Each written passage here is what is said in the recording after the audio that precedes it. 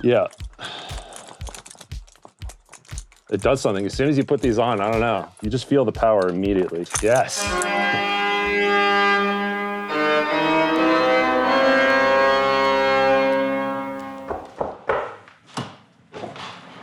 Hey guys, welcome, welcome. Vaughn from Oliver. This is my studio. Come on in. This is my home, away from home. Enter the light.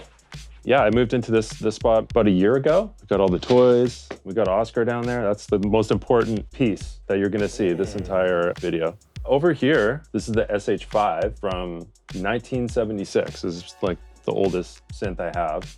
Probably my favorite one, honestly. It doesn't actually have MIDI on it, but I use this this Kenton thing here for like CC to MIDI. So I can still run MIDI from Ableton to this. Very badass. It's just it's a mono synth.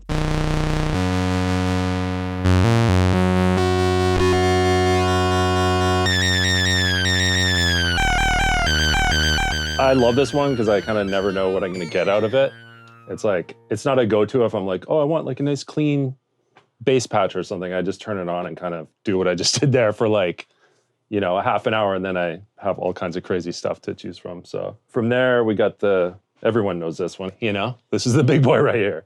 It's a Roland Jupiter 8, one of the most coveted synths of all time, I think. This one has a MIDI mod. I think it came out before MIDI was even a thing. Pretty hard to find, pretty expensive. It's just got a crazy sound to it. The ARP, I love ARPs. I don't know if that's probably not a secret or anything, but like that's like my favorite thing. And this thing is like so great for that. Like I could dial something in really quick.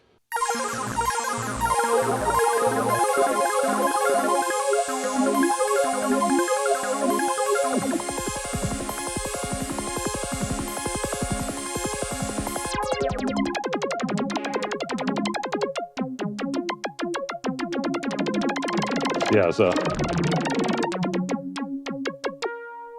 To be honest, like I mostly use stuff in the box, but these are just fun to have, and like I use them for the more unexpected things that happen. Like that patch there, I wouldn't necessarily have like pulled up Serum and made that, you know?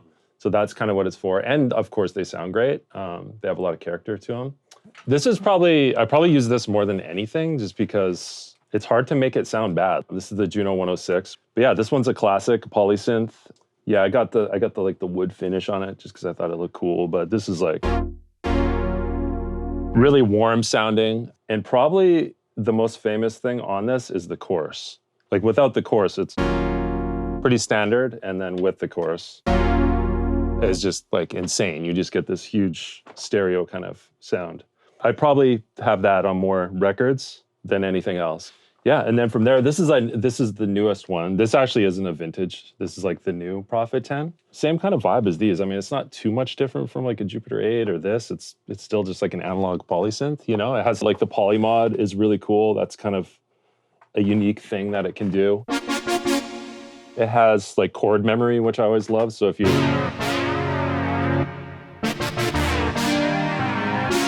Yeah, they're all kind of different colors. The only thing I kind of want now is like a bad like workstation synth. And by bad, I mean like a Triton or like a motif or just like, I love those sounds, like an M1, something like that. So I'm kind of looking into that. This is the booth.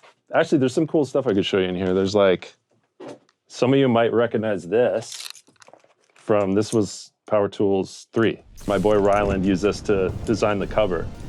Because I was like, I want like a badass like gauntlet on the cover, and we just couldn't, there was no like images online to find one. So I was like, let me just get these on Amazon. But yeah, I just kept them here, and it's like, people have no idea why they're here. Like people will be in here doing vocals and like, why is there gauntlets here? I'm like, I don't know, just like try them on, see what happens. You know what I mean? We come over here, we got the Jupiter 6 here. This is another amazing synth. I love this thing. Kind of has a bad rap. People always talk about the Jupiter 8, but I like this equally, if not better. I think it's amazing. It's much different than the 8. So there's like an Arturia. I just kind of ran out of room in that room to like set up the synths. I'll kind of rotate them out, you know? Yeah, and then from there we got the mic. It's a Manley, what is it even called? I don't know, it's just like the one, you know? I don't know. It's the Manley, you know? Reference, that's what it's called. I know my stuff, man. Yeah. Why are there records in here? Well, I used to be a DJ, so I started as a DJ. I had like maybe, I don't know, I had thousands of records, like thousands. I had to sell them when I moved here because I couldn't afford to ship them. So that's what's left over. Those are mostly records that I've been a part of, or just ones that have some kind of sentimental value. Yeah, and then, you know, we have like a big box of just random cheap percussion instruments and stuff like that. A lot of shakers. There's like some kids' toy percussion stuff. So yeah, that's the booth. I want to put some more stuff in here, but then we come over here. This is Rhodes Mark 8. This is like the new Rhodes. So not a lot of people have seen this. It's one of those things like, you know, I had success like in music and with the pack and stuff. And I was like, I want to like just get something for myself as a reward. And this was kind of like one of the things I got. You know, some people get like a new car, like a Rolex. I was like, I want the new Rhodes, please. Yeah, this thing's amazing. I know it sounds silly, but like, it's just cool to have something in the studio that I can just turn on and just make sound. I know that sounds crazy, but like a lot of studios you go into and you're like, wait, what key is this in? And you're like, there's nothing to just hit it to make sounds. Moving on from there, we got the Charvel here. This is kind of like a shredder, like Ripper 80s kind of guitar. It's basically like it's a Strat, but it's got like, you know, the whammy, the Floyd Rose.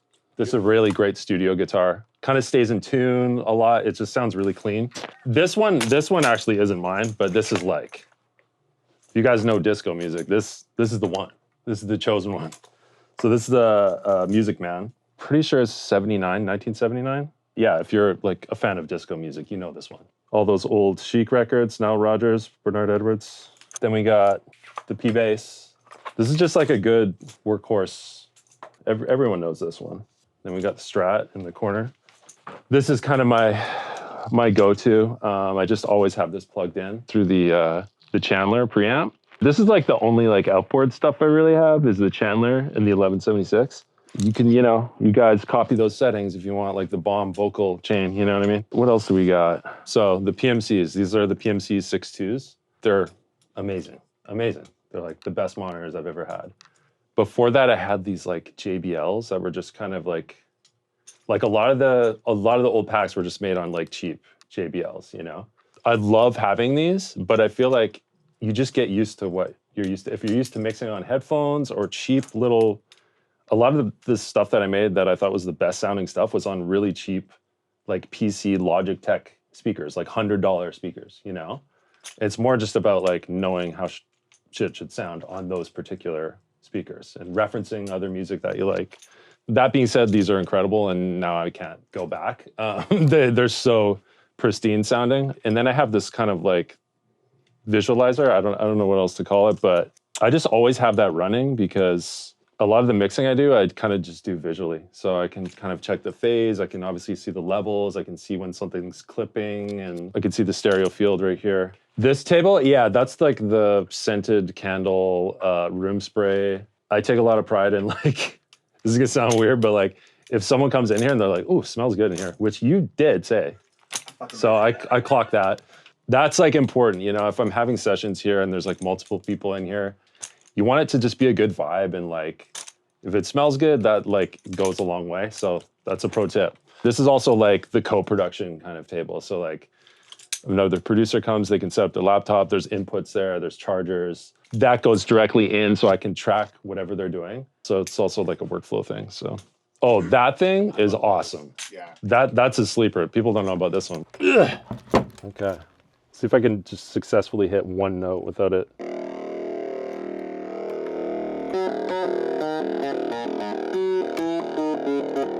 But you get it, you can feel the power still, you know? I mean, yeah, this thing's awesome. This thing is awesome. I've worked with people that have just showed up to a session with that. Like players, like keyboard players, and just like, I was like, dang, that thing is amazing, you know? Oh, also, the chair. People always talk about the synthesizers and like, I got the cool guitars. This is where you spend your money, is the chair and the computer. It's like literally buy a dope chair. It's just like, it's crazy. Like you have to have a good chair. You're gonna sit in it all day. Like this one's nice. It's like a Herman Miller. I think it's Herman Miller. Yeah. There's always like some shady warehouse somewhere selling them for way cheaper. Highly recommend that. But yeah, that's pretty much it. I'm definitely not gonna play guitar in this video, so I wanna keep my reputation, you know?